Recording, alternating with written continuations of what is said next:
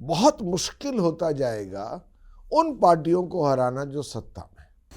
चुनाव के वक्त जो पार्टियां सत्ता में हैं, यानी जो गवर्नमेंट में हैं, उनके पास तिजोरी की चाबी है। शराबबंदी पर बैन हटाना मुद्दा होता, अगर शराबबंदी बिहार में हो, लोग समझते थे कि नीतीश जी का दौर समाप्त हो गया है लगभग। हमने इस बारी अपने अपेक्षा से, उसकी तुलना में हमारे रिजल्ट्स अच्छे तो नहीं आए, आप सबके सामने हैं। तो ये क्यों हुआ? उसके कई कारण हैं।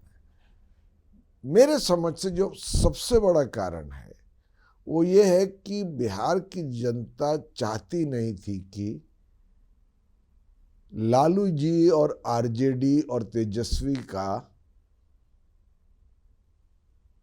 जंगल राज कह लीजिए या उनका शासन या शासन का अभाव वापस आए।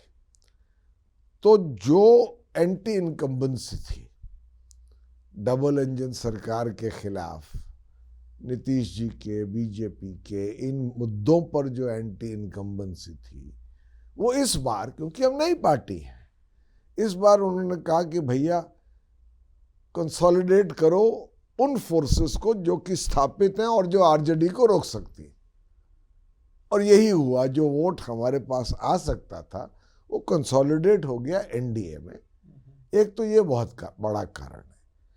दूसरा कारण मैं समझता हूं कि, और मैं अपनी गलतियों पर, जिन पर हम विश्लेषण करेंगे, सोच विचार करेंगे, उनको ढांपने की कोशिश नहीं कर रहा हूं। I am not trying to give you an alibi for mistakes that we may have made. We are a new party. Yes, of course. पर देखिए, अब बहुत मुश्किल होता जाएगा उन पार्टियों को हराना जो सत्ता में। आप जरा से गौर कीजिए मैंने क्या कहा है।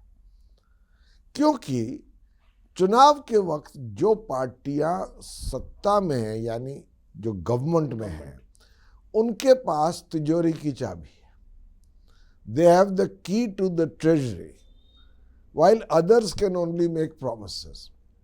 बाकी लोग वायदे करते हैं।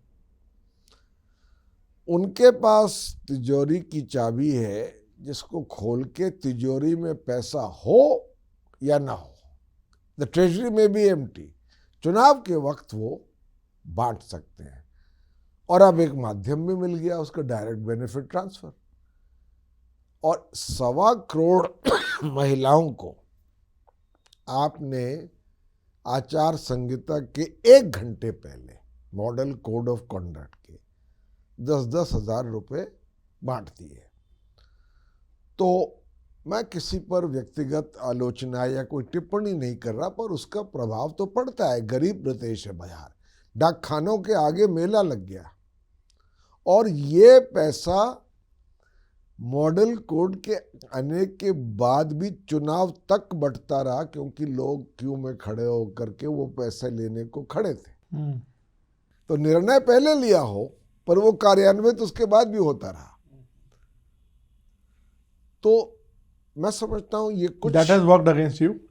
That worked against me. फिर एक दूसरी बात है, देखिए, नीतीश जी एक्स फैक्टर थे इस election.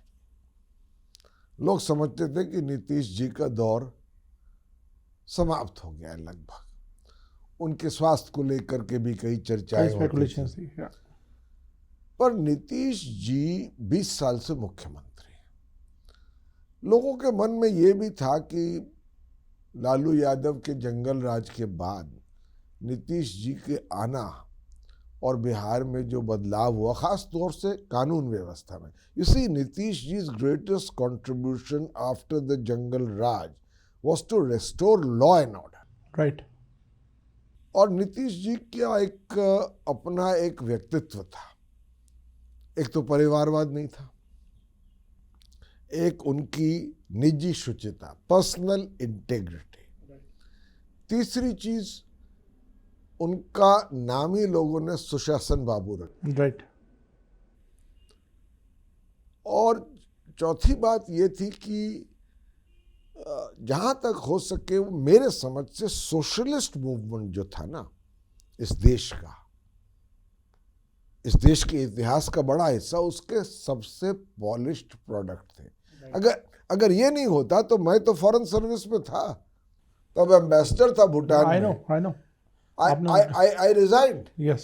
And I joined him because उनकी शख्सियत कुछ ऐसी थी, his personality was such, and he could have been a future prime minister.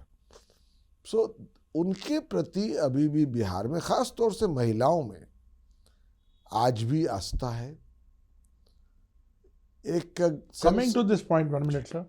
this शराबबंदी आप लोगों ने कहा था हम नहीं खोल देंगे, कहीं वो आपके खिलाफ तो नहीं काम कर गया? क्योंकि महिलाएं जो हैं उन्होंने बहुत सपोर्ट किया नीतीश का शराबबंदी को लेके, और वेयरएज आपकी पार्टी ने अनाउंस किया कि हम आएंगे तो शराब पे बैन हटाएंगे।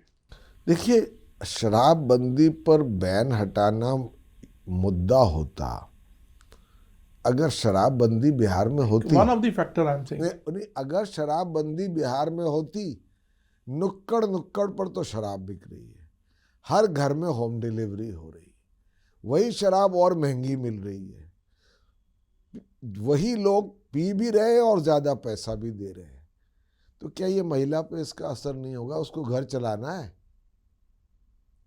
तो दैट इज रूल्ड आउट। वो मैं नहीं समझता कि वो एक मुद्दा था।